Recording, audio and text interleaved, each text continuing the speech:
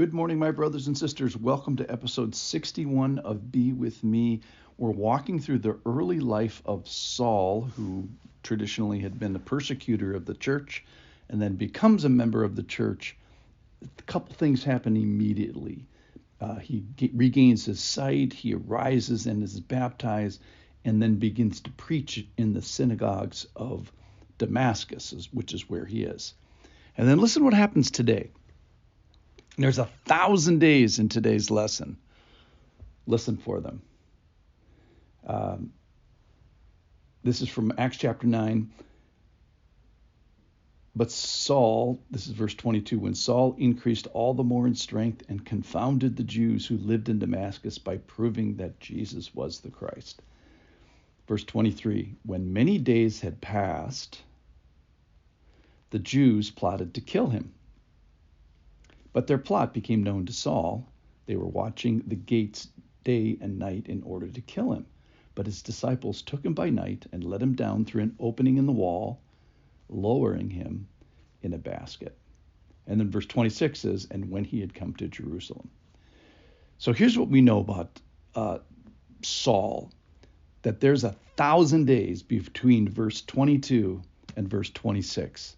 That is 3 years of time from the time that he becomes a believer to the time he goes to Jerusalem. Well, how do we know that? Well, he tells us in the book of Galatians.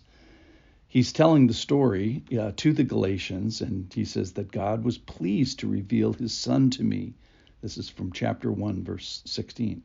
In order that I might preach him among the Gentiles, I did not immediately consult with anyone, nor did I go up to Jerusalem to those who were apostles before me.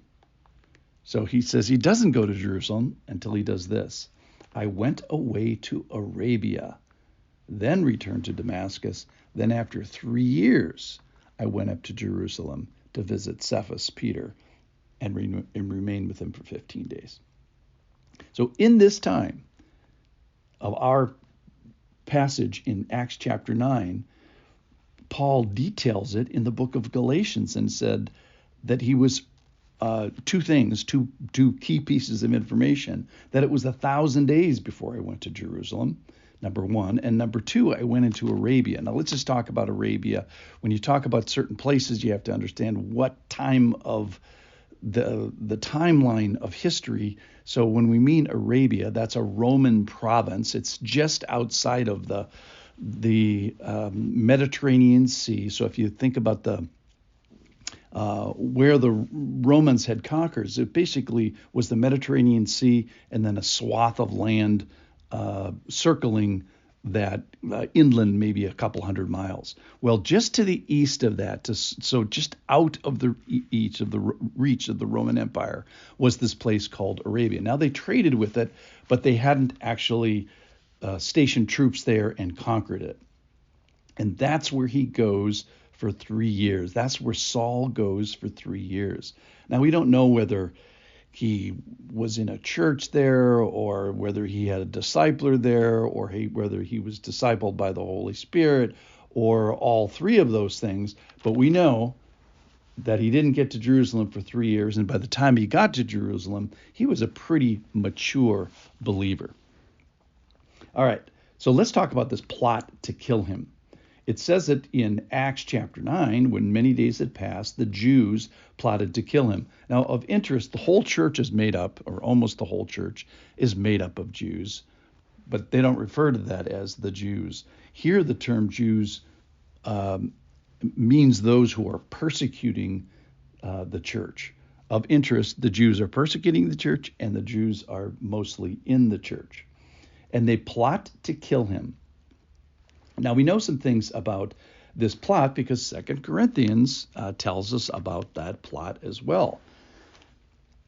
This is in chapter 11 of 2 Corinthians, verse 32. At Damascus, the governor under King Aretas, this is actually King Aretas IV, was guarding the city of Damascus in order to seize me.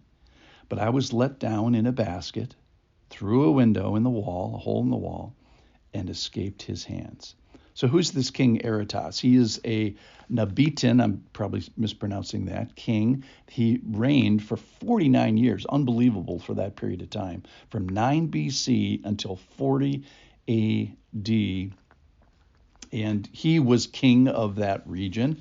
So Paul, somewhere in the 1,000 years, had irritated the authorities enough and or the Jews enough to start to hunt the hunter of the Christians. So it's ironic that Saul, who had been hunting Christians, now becomes the hunted. So much so they have to let him down through a hole in the wall. We actually find out how he gets how he gets out. They put him in a basket and lower the basket.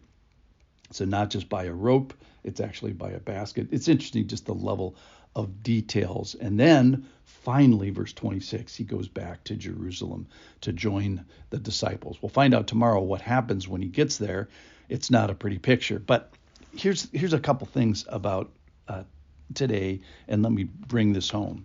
First of all, there's 1,000 days in today's lesson. And we know that he's hunted as a effective Christian, and we know that he's matured as a Christian, so he's had some discipleship from seeing Jesus. Maybe Jesus himself gave him this, but it happened when he was in Damascus. He spent a period of time in Arabia, into obscurity, if you will, while he matures as a Christian. I just love that biblical history is so real. We have 3 years of it here. It's consistent with the rest of the New Testament accounts. All these stories line up. And then we find that when he gets to Jerusalem, they still don't trust him. And they basically say, anybody but you in our church. I think today's final teaching point is if we meet up with you 3 years from now, will you be a more mature Christian? And we find that for Saul, the answer is yes. Thank you so much for listening. I'll see you tomorrow, and we'll finish with Saul as he enters Jerusalem.